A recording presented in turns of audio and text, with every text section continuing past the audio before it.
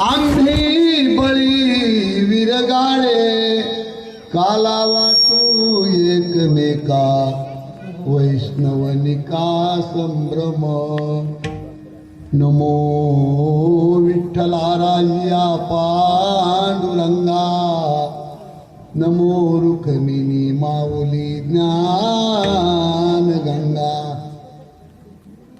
नमो पुंडलिका नमो चंद्रभागा नमस्कार माझा रुक्मिणी पांडुरंग करू प्रथम नमन पांडुरंग करू प्रथम नमन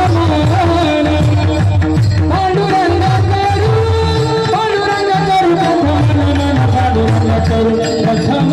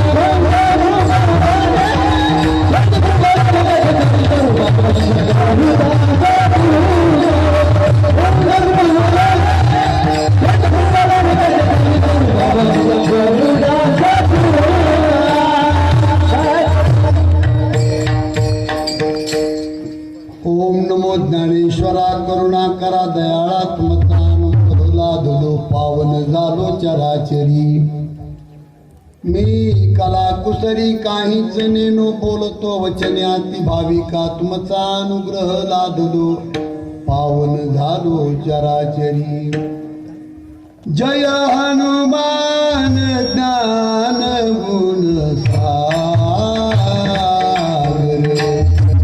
जय कपीश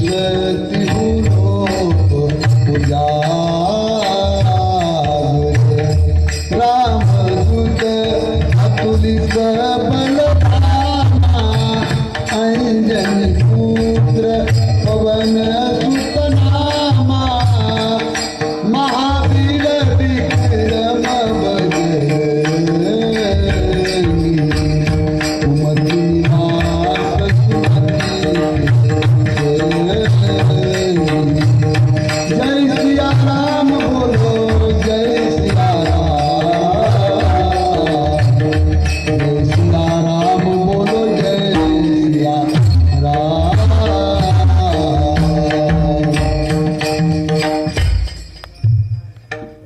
कंठी धरिला कृष्णमणी अवघा जनी प्रकाश काला वाटू एकमेका वैष्णवनिका संभ्रम। प्रस्तुत प्रसंगी सेवेकरता निवडलेला अभंग आपल्या महाराष्ट्राचे लाडके संत ज्यांना पाचवा वेद म्हटलं जातं असे श्री संत देहूनिवासी जगद्गुरु तुकोबाराया यांचा हा अभंग असून हा अभंग काल्याच्या प्रकरणातील आहे आणि या अभंगाचा अर्थ खूप महत्वाचा। इकडे लक्ष द्या, मोबाईल खिशात ठेवा मालक।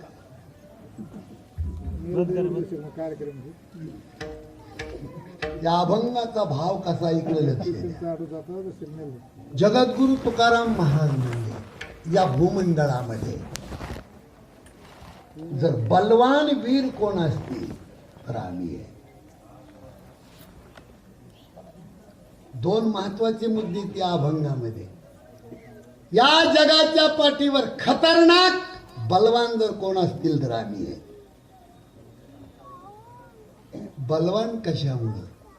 जगाच्या बापाला आम्ही कंठामध्ये धारण केलंय आणि म्हणून काला वाटण्याचा अधिकार फक्त आम्हाला आहे आणि काला घेण्याचा अधिकार कुणाला आहे? जो निका आहे त्याला आहे. कितीही श्रीमंत असल आणि जर निका नसल तर त्याला घेण्याचा अधिकार त्याला नाही. वैष्णव निका संभ्रम. मग तो 33 कोटी देवाचा राजा इंद्र जरी असला तरी त्याला आम्ही वाकडं दाखवितो. वाकुलिया ब्रह्मादिका उत्तम लोका दाखवू, असा या अभंगाचा भाव आहे. शिवेला सुरुवात करण्यापूर्वी अखिलकोट ब्रह्मांड नायक भगवान प्रभूची कृपा, श्री संत सद्गुरू भगवान बाबाच्या पदस्पर्शाने पावन झालेल्या या पळसखेड नगरीमध्ये संत भगवान बाबाचीच इच्छा जिवंतपणी बाबांनी या मातीला भेट दिलेली आहे, जिवंतपणी. आणि या मातीवरचं प्रेम बाबांनी हे जग सोडलं तरीही कायम आहे हे दाखवणारी क्रांती म्हणजे हे मंदिर आहे.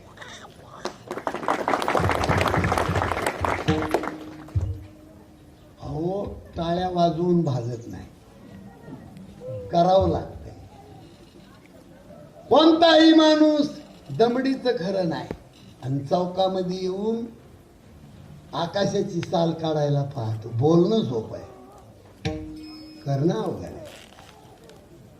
आपण या मंदिराची मीटिंग पहिली ज्या वेळेला इथे घेतली त्यावेळेला आपल्या डोक्यामध्ये खूप मोठा प्रश्न होता, कठीण प्रश्न होता की हे कसं घडलं, हे शक्य आहे का गोष्ट घडत. आणि प्रत्येक माणूस मला आदल्या दिवशीच भेटला या गावातला. तुम्ही वर्गणी कशी गोळा करणार. आणि मी नारदाच्या गादीवर बोलतोय. मी माझ्या आयुष्यात कधी कुणाचं अजून ऐकलं नाही बरं का. जे बुद्धी मला सुचन त्या पद्धतीने मी काम करतो. भगवान बाबांनी बुद्धी दिली आणि पहिल्याच बैठकीमध्ये आपल्या ठरलं, कापूस असू, तूर असू, हरभरा असू, सोयाबीन असू, जेवढे क्विंटल माल होईल क्विंटलला 500 द्यायचे. आणि कंपनीची नोकरी असू नाही तर गव्हर्नमेंटची नोकरी असू, भगवान बाबांनी ज्याला भाकर खाण्यासाठी दिली 1 महिन्याची भाकर शिदोरी म्हणून ती नोकरी इथं अर्पण करायची. एका तासात 22 लाख रुपये झाले. नो टेन्शन काम, नो टेन्शन. मी सत्य सांगतो तुम्हाला, इतकं गोंडस मंदिर मी 22 लाख किलोमीटर फिरलेला माणूस. 22 लाख. इतकं देखणं मंदिर मला कुठंच नाही. पण जाता जाता तुम्हाला थोडी विनंती माझी, याचा अहंकार येऊ देऊ नका. सगळ्यात मोठी गोष्ट आहे.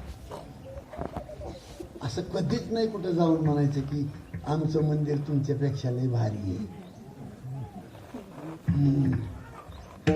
आपलं इतकं केलेलं तप खराब होते.